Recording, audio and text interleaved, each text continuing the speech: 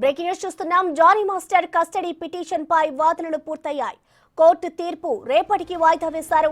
Bail petition పై కూడా రేపు మరోసారి వాదనలు జరగనున్నాయి. జానీ మాస్టర్ ప్రస్తుతం చర్లపల్లి జైల్లో రిమాండ్ ఖైదీగా ఉన్నారు. అసిస్టెంట్ కొరియోగ్రాఫర్ పై లైంగిక వేధింపుల కేసులో జానీ మాస్టర్ ను ఈ నెల 19న పోలీసులు అరెస్ట్ చేశారు.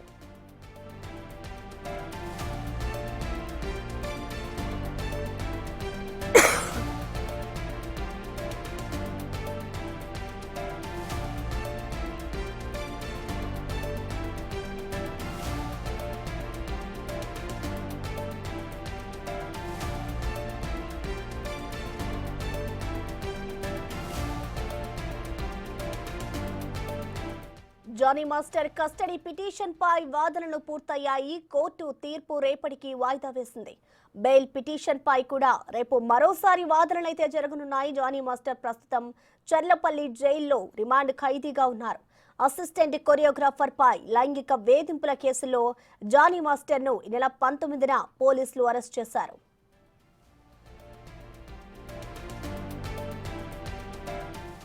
దీనికి సంబంధించిన మరింత సమాచారాన్ని మా ప్రతినిధి రానా అందిస్తారు. రానా, చెప్పండి. ఇటు జానీ మాస్టర్ కస్టడీ పిటిషన్ పై అయితే వాదనలు పూర్తయ్యాయి. దీనికి సంబంధించి తీర్పును కూడా కోర్టు రేపటికి వాయిదా వేసింది. అసలు ఈ రోజు వాదనలు ఎలా జరిగాయి రానా?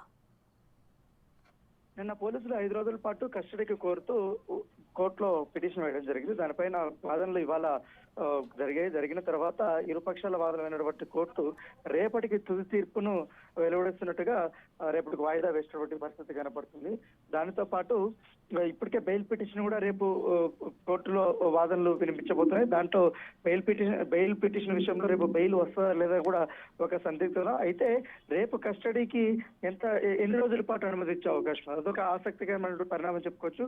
ఇప్పటికే కేసులో పోక్సో చట్టం ఇన్వాల్వ్ అయింది కాబట్టి పోక్సో చట్టం ప్రకారం నిందితుడికి అంత తొందరగా బెయిల్ వచ్చే అవకాశాలు ఉండవు. ఎందుకంటే నేరం రుజువు కాకపోయినా లేకపోతే ఇప్పటికే విక్టిమ్ ఇచ్చినటువంటి స్టేట్మెంట్ ఆధారంగా కేసు నమోదు చేశారు కాబట్టి ఆ స్టేట్మెంట్ ఆధారంగా చూసుకున్నా కూడా మినిమం 2-3 నెలలు జైలు బెయిల్ వచ్చే అవకాశం ఉంది 2 నెలల తర్వాత. సో అప్పటి వరకు కూడా ఖచ్చితంగా జానీ మాస్టర్ కి బెయిల్ వచ్చే అవకాశం లేదంటూ కూడా లాయర్లు కూడా చెప్తున్న నేపథ్యంలో రేపు రంగారెడ్డి కోర్టులో ఏం జరుగుతున్నది కూడా ఆసక్తికరమైన పరిణామం. ఎందుకంటే రేపు ఎలాంటి వాదనలు వినిపిస్తారు బెయిల్ విషయంలో. సో ఇప్పుడు కస్టడీ ఎలాగా ఖచ్చితంగా పోలీసులు అనుమతిస్తారు, కోర్టు ఎట్లాగా అనుమతిస్తారు, కానీ ఎన్ని రోజులు అనేది కూడా ఇప్పుడు కోర్టు క్లారిటీ రాకపోయినప్పటికీ ఈ బెయిల్ పిటిషన్ విషయం మాత్రం ఒక క్లారిటీ అయితే రేపు వచ్చే అవకాశం ఉంది. మాక్సిమం ఇప్పుడున్న బట్టి సోర్సెస్ ప్రకారం కోర్టులు ఈ పోక్సోకు సంబంధించినటువంటి కేసుల్లో అంత త్వరగా బెయిల్ ఇచ్చే అవకాశాలు ఉండవనేది కూడా లాయర్లు చెప్తున్నారు. సో మేబీ ఇంకా విచారణ ప్రారంభంలో ఉంది కాబట్టి, దర్యాప్తు ప్రారంభ దశలో ఉంది కాబట్టి